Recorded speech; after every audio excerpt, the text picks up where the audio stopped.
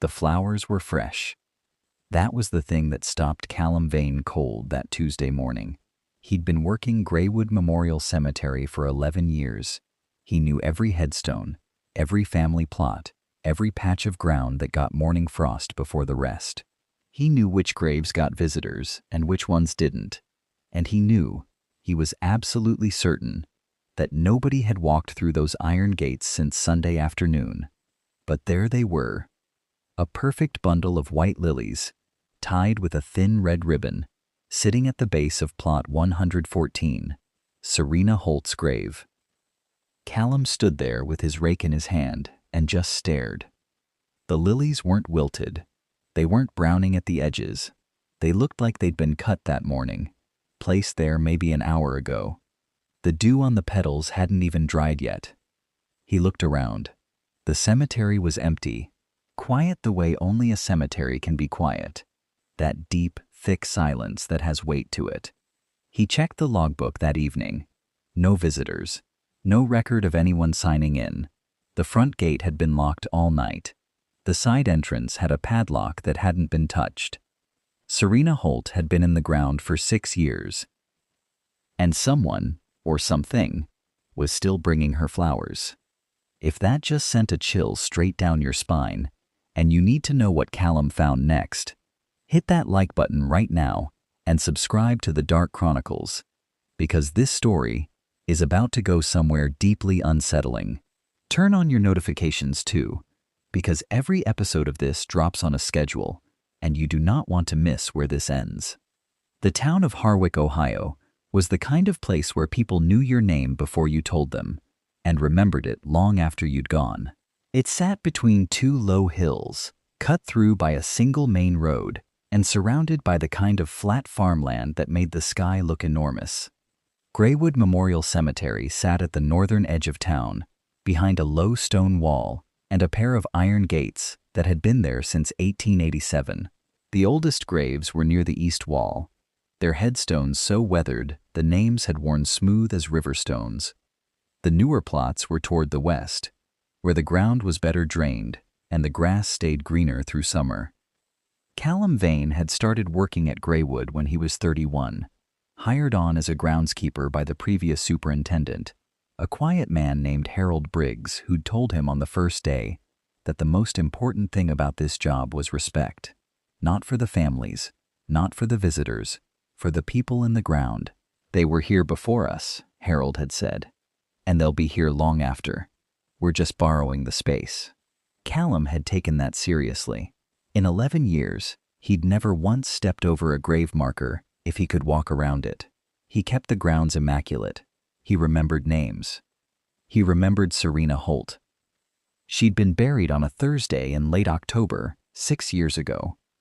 Callum remembered the day because the weather had been wrong for a funeral. Bright and warm, the kind of October afternoon that felt more like June. There had been almost nobody there. A priest, a man from the funeral home, one woman standing at the edge of the path who Callum had assumed was a relative, though she'd left before the service ended without speaking to anyone. Callum had watched from a distance the way he always did, giving mourners their space, and he'd noticed that the woman's hands had been shaking even though it wasn't cold. The headstone was simple gray granite, Serena Anne Holt, beloved, 1981 to 2018. Nothing else. No wife, no mother, no daughter. Just beloved, and nothing more. For the first 2 years after she was buried, no one came to visit.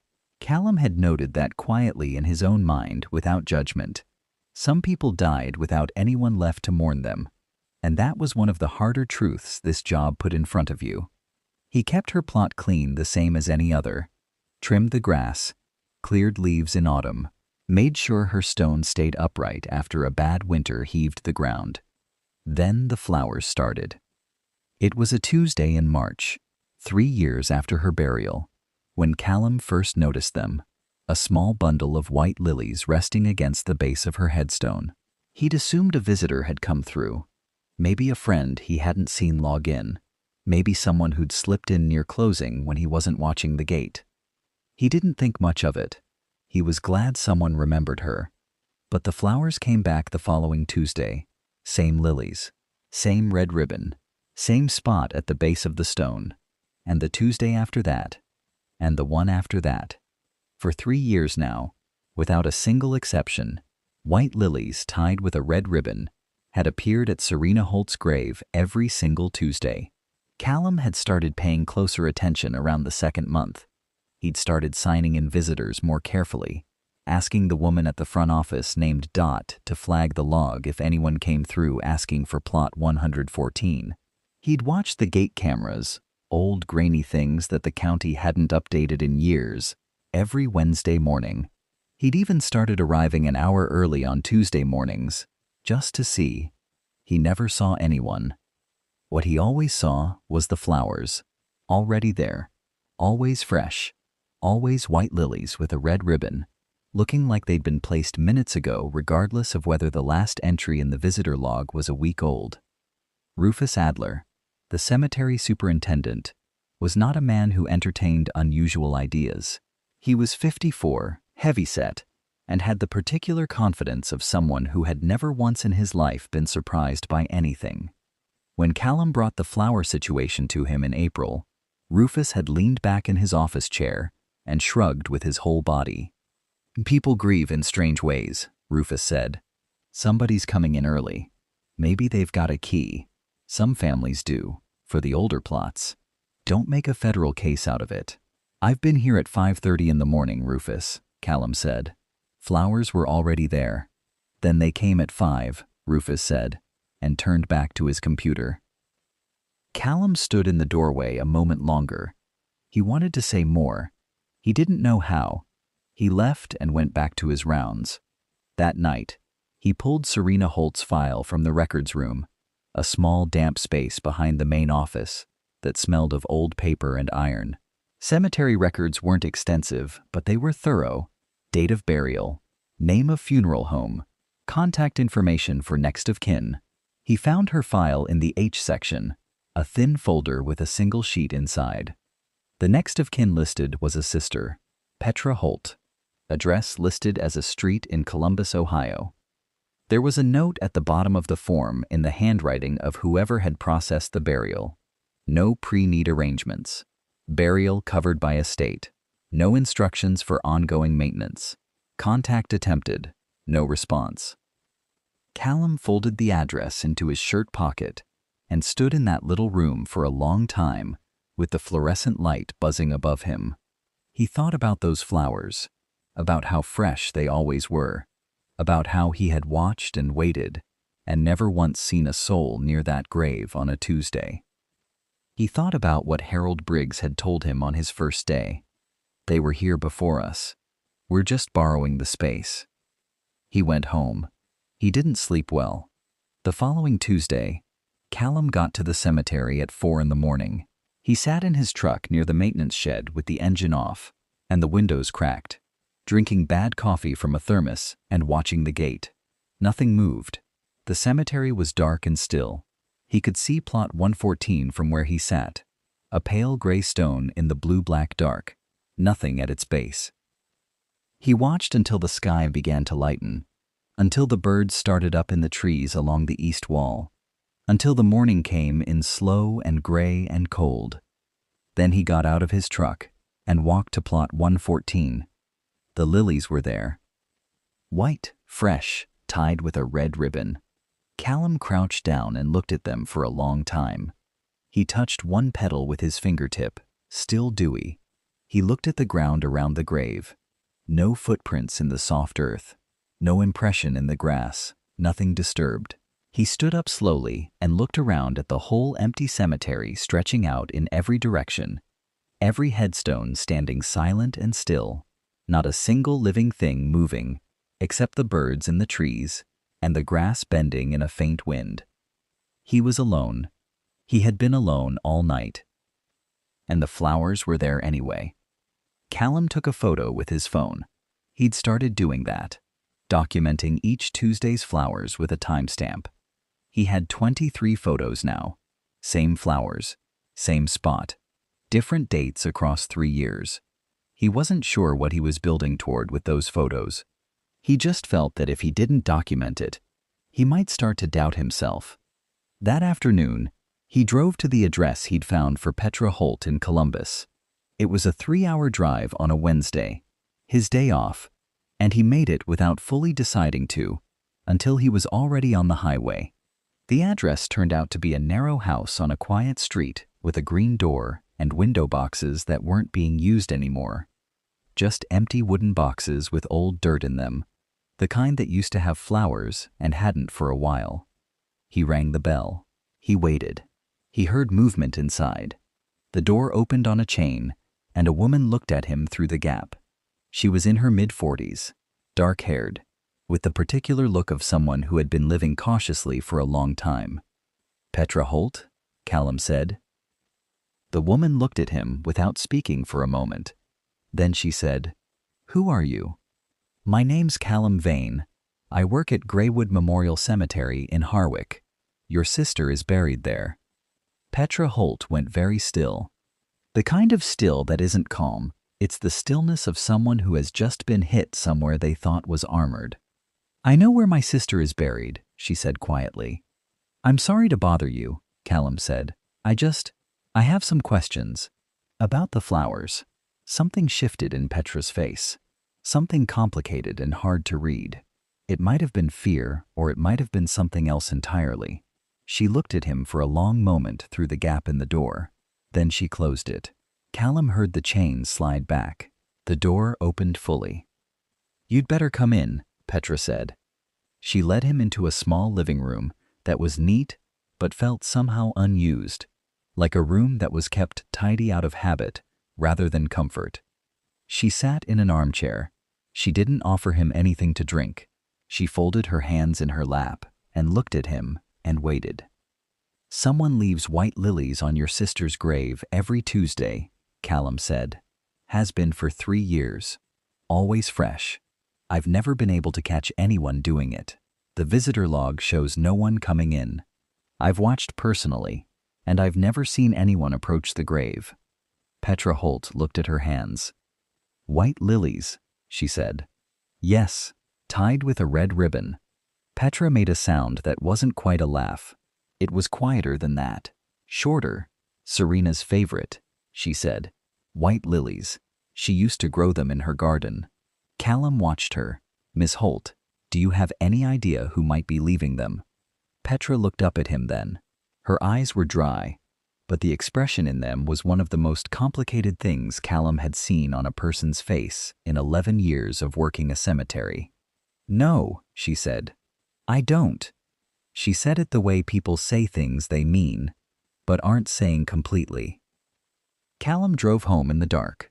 He thought about Petra's face when he'd said the word flowers, the way she'd gone still, the way she'd said Serena's favorite, like the words hurt on the way out. He thought about the lilies, fresh every Tuesday, no footprints, no visitors, no explanation. He pulled into the Greywood parking lot just after 10 at night. He'd come back without planning to, the way you return to a thing that's gotten under your skin, and he sat in his truck looking at the dark cemetery through the windshield. Then he saw it. A faint light, not a flashlight, softer than that, moving slowly between the headstones near the east wall, drifting through the dark in the direction of plot 1114. Callum got out of his truck. He walked fast toward the gate. His key was already in his hand. The light was still moving, slow, unhurried, like someone walking without any fear of being seen. He got the gate open and stepped inside, and the gravel crunched under his boots, and he looked toward where the light had been. It was gone. He stood in the dark cemetery and listened. Nothing, not even the wind. Even the birds were quiet. He walked to plot 114. He stood over Serena Holt's grave and looked down. No flowers. It was Monday night. Tuesday was tomorrow. He stood there for a long time in the dark. Then he walked back to his truck, got in, locked the doors, and sat with his hands on the steering wheel, trying to understand what he was feeling. It wasn't quite fear. It was something older than fear. It was the feeling of standing at the edge of something enormous, and realizing that the ground you were standing on was less solid than you thought. He came back the next morning at 4. Same position, same thermos, same cold gray dark. He watched until the sky turned pale, and the birds woke up, and the morning came creeping in. Then he walked to the grave. The lilies were there. If you're sitting there right now with that cold feeling in your chest, wondering how those flowers keep appearing with nobody bringing them, drop "no way" in the comments and hit that subscribe button, because what Callum is about to discover about Serena Holt is darker and stranger than anything he was prepared for. Callum didn't tell Rufus Adler about the light he'd seen. He knew how that conversation would go. He also didn't call Petra Holt again, though he thought about it. Instead, he followed the only lead that felt solid, the flowers themselves. Harwick had one florist. Lena Cross ran a small shop called Evergreen Florals on Mercer Street, 3 blocks from the town square, in a narrow building that smelled powerfully of earth and green growing things. The moment you walked through the door, Lena was 61, small and sharp-eyed, with dirt permanently under her fingernails, and the particular calm of someone who had spent decades around living things and had made peace with how temporary they were. Callum walked in on a Thursday morning with his phone out, photo already pulled up, a white lily from plot 114, close up, the red ribbon visible in the corner of the frame. "I'm Callum Vane," he said. "I work over at Greywood. I was wondering if you recognize this." Lena looked at the photo for a longer time than he expected. Then she set a pot of something down on the counter and looked at him directly. "Where did you get this?" she said. "It's been appearing on a grave at Greywood," Callum said. "Every Tuesday for 3 years. Always the same. White lilies, red ribbon. I can't figure out where they're coming from." Lena was quiet. "Do you sell these?" Callum asked. "Not anymore," Lena said carefully. "Not since Serena died." The name landed between them like something dropped. Callum felt the hair on his arms go up. "You knew Serena Holt." "Everybody in Harwick knew Serena," Lena said. "This is a small town." She turned away slightly and began arranging stems that didn't need arranging. "She used to come in every Thursday morning, bought white lilies when I had them, other things when I didn't. Always wanted something she could take home and put in the garden." Lena paused. "She had a beautiful garden." "What happened to her?" Callum asked. He knew she'd died in 2018. He had the stone memorized. But the file had been thin, and the town had never told him more than the basics. Lena set down the stems. She leaned on the counter and looked at him with the kind of directness that comes from being done with softening things. "Serena was sick," she said. "Degenerative condition. Slow. She'd known for years it was coming." She paused. "She handled it better than most people would have. Kept her garden going until nearly the end.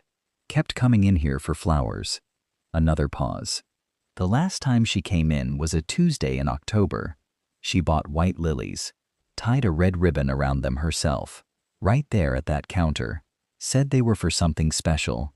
Lena looked at the counter like she could still see it happening. "She died 2 days later." Callum stood in the quiet shop and felt the story rearranging itself inside his head.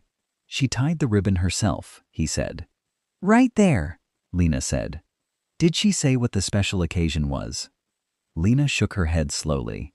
She just smiled. She was always quiet about the things that mattered most to her. Callum thanked her and left. He sat in his truck on Mercer Street for a few minutes before driving anywhere. The Tuesday detail was eating at him.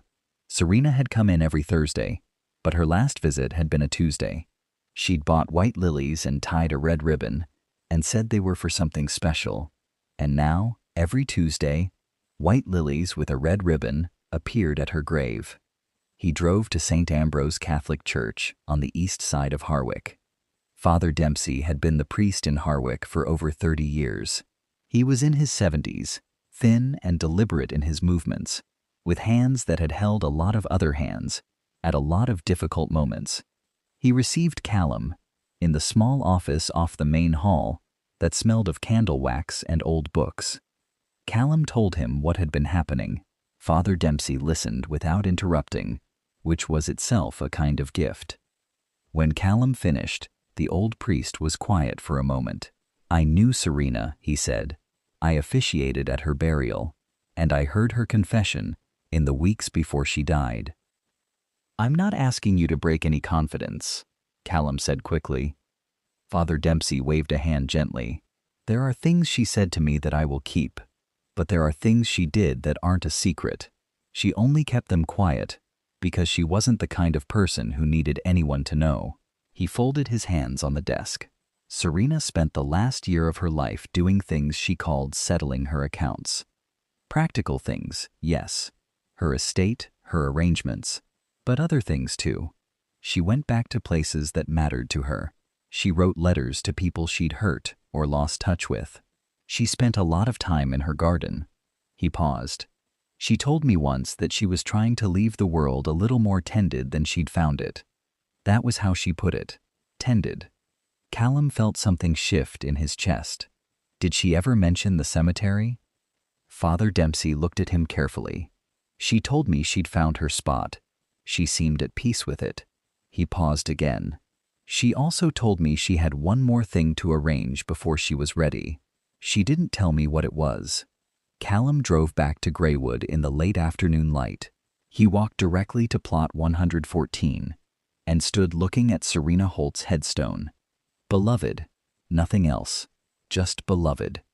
He thought about a woman who spent her last year settling her accounts, who bought white lilies on a Tuesday and tied a red ribbon and said they were for something special, who told a priest she had one more thing to arrange.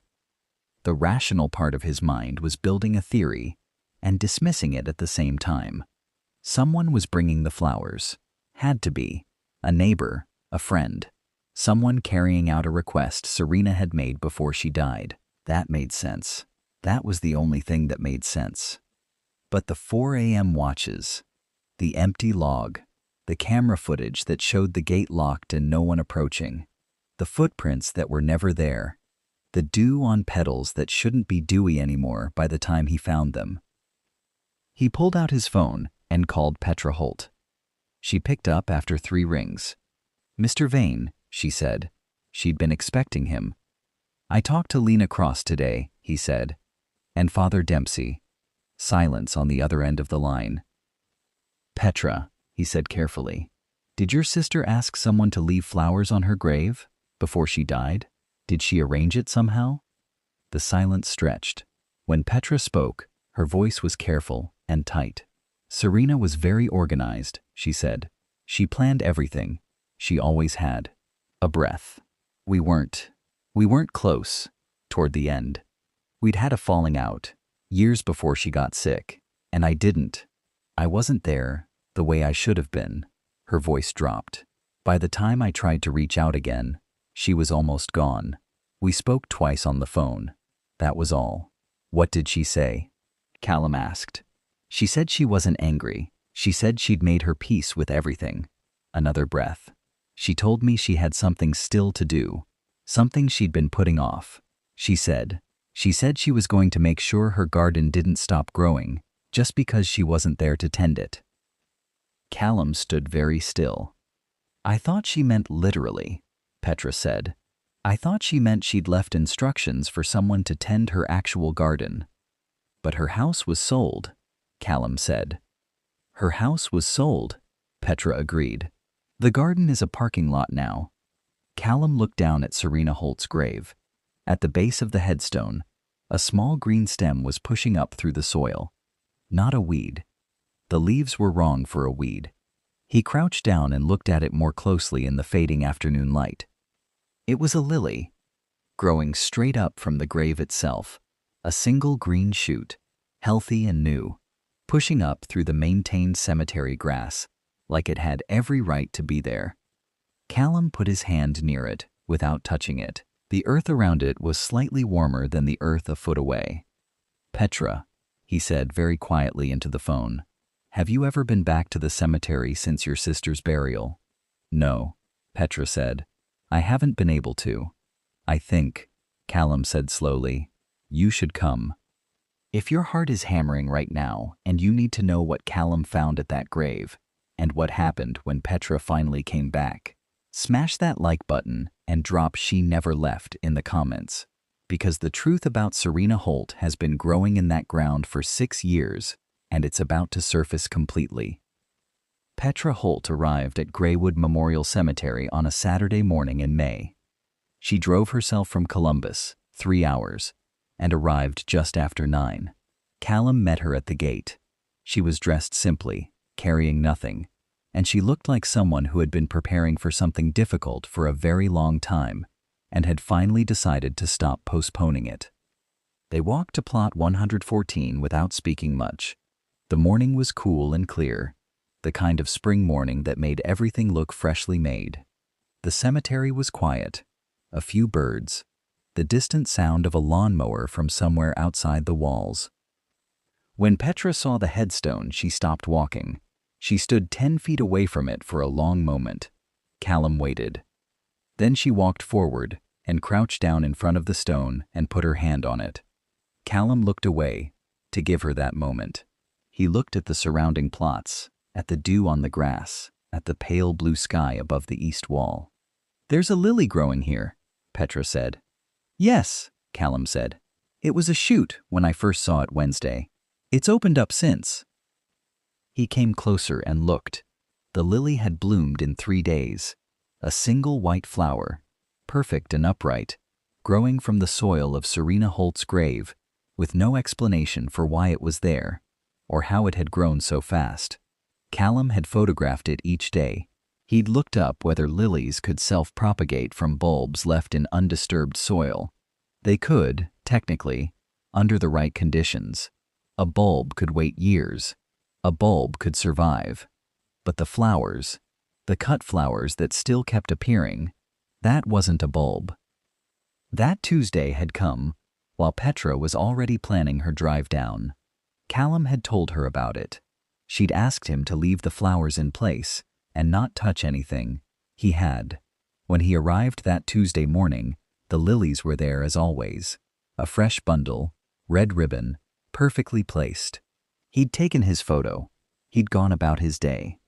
Now Petra reached out and touched the lily growing from the grave.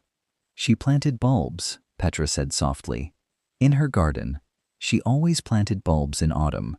She said they were promises you made to spring." She looked at the flower, and her eyes were wet. She must have. Before she died, she must have planted bulbs here, right here in the soil. "The cemetery doesn't allow that," Callum said gently. "Not without permission." Petra looked at him. Serena never asked permission for things she was certain were right, she said. There was a sad smile in it. Callum nodded. He crouched beside her and looked at the lily and thought about what Lena Cross had told him, what Father Dempsey had said, what Petra had told him on the phone. A woman spending her last year tending things, settling accounts, making sure her garden didn't stop growing just because she wasn't there. "She planned it," Callum said. "She planned everything," Petra said. He thought through it as he crouched there in the morning air. Serena had planted bulbs in the soil of her own grave before she died, or had arranged for someone to do it after burial, a final request to the funeral home, or a trusted friend whose name nobody had thought to ask. The lilies that grew from those bulbs would die back each season and return each spring. That explained the growing one. But it didn't explain the cut flowers. "Petra," Callum said, "the cut lilies, the ones with the ribbon, those aren't growing from the ground. Someone is placing those." Petra stood up slowly. She looked at the headstone. "I know," she said. Callum looked at her. "I know who's leaving them," Petra said.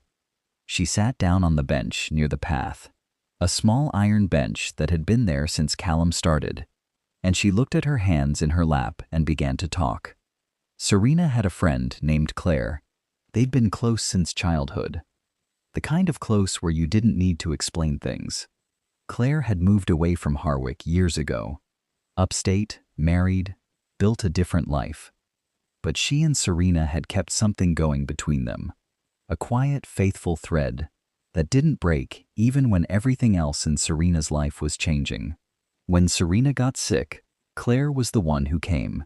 She was there in the final weeks. She was the woman Callum had seen at the burial, standing at the edge of the path, leaving before anyone could speak to her. Serena had asked her. Before she died, she had asked Claire to bring white lilies every Tuesday, tied with a red ribbon, for as long as Claire could manage it. Tuesday was the day they'd met, Petra said quietly. First day of school.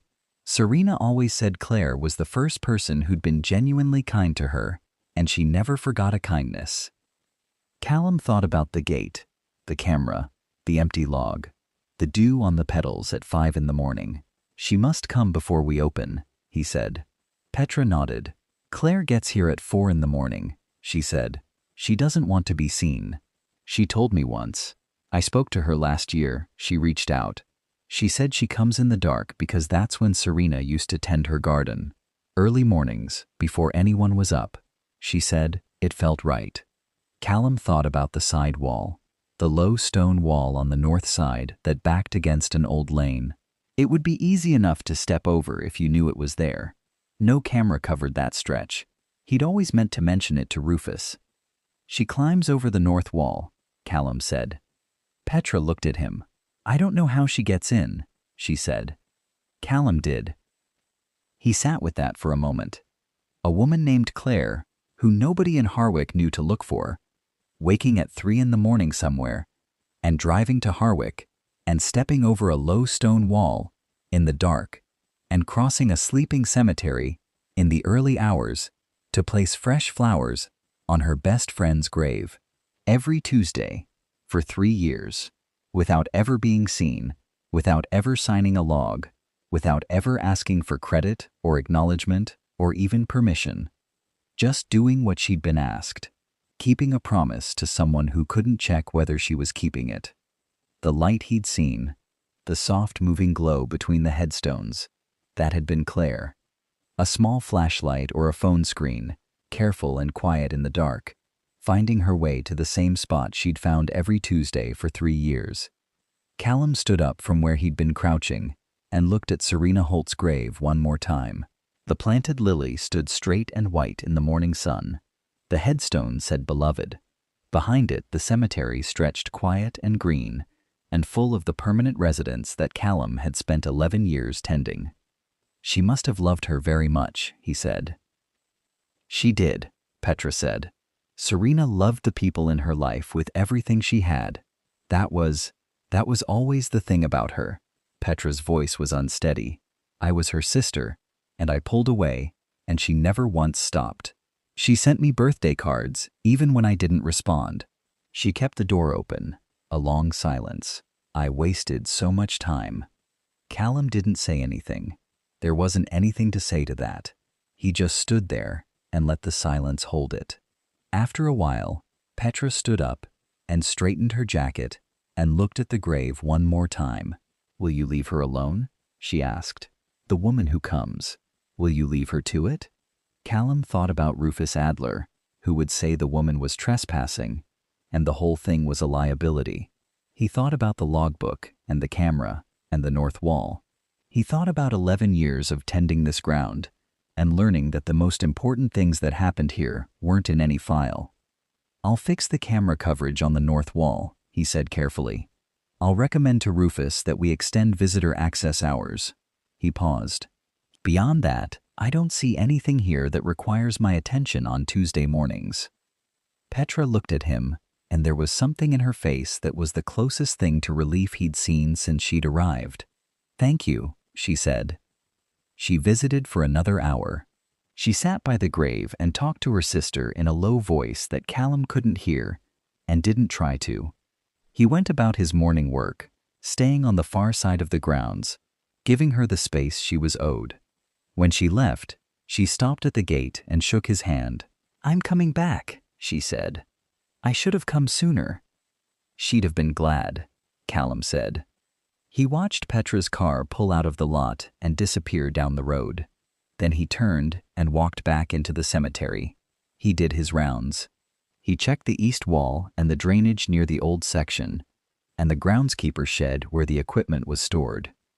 He passed plot 114 twice more during the morning, and both times he paused for a moment and looked at the white lily growing there, standing up straight in the May sunshine, and felt something he didn't entirely have a word for. He thought about Serena Holt planting those bulbs, maybe in the autumn before she died, coming out here alone on some early morning, while the cemetery was quiet, kneeling in the grass, and pressing bulbs into the earth of her own grave with her own hands, making a small promise to the spring she might not see. He thought about a woman who spent her last year trying to make sure the things she loved kept growing, who asked her best friend to carry flowers through the dark every Tuesday for years, who left a door open for a sister who'd pulled away, who kept tending things right up to the end. There was a lesson in that, Callum thought, though he wasn't the kind of man who usually thought about lessons. There was something in the story of Serena Holt that he'd be turning over for a long time. Not about death, not really. About what you do with the time before it. About whether the love you put into the world finds a way to stay, to root itself in the ground, and push back up toward the light year after year, even when you're no longer there to tend it yourself. He thought it probably did.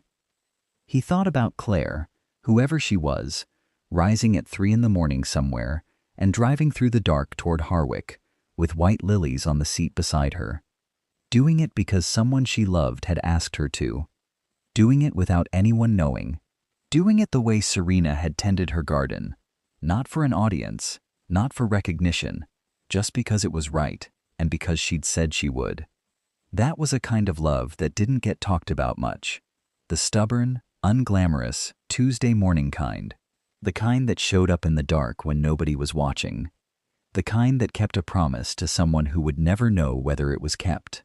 The lily on plot 114 caught the light as Callum passed it one last time on his way to the gate. He stopped. He looked at it for a moment. He thought about how it had been a shoot 3 days ago, and now it was open and white and still. He walked on. The cemetery was quiet behind him. The morning was warm and clear. Somewhere beyond the east wall, a car passed on the road and was gone. Everything in Greywood was exactly as it should be. Thank you for staying until the end of this chronicle. You didn't have to, but you did, and that means everything. Every story we tell exists because of listeners like you, who are drawn to the dark, who respect the truth behind the terror, and who believe these stories deserve to be heard. If this chronicle moved you, unsettled you, or made you think, share it. Someone out there needs to hear this story. Until next time, stay curious, stay vigilant, and remember, where darkness is documented, truth survives. This has been The Dark Chronicles. Subscribe and become part of the Chronicle.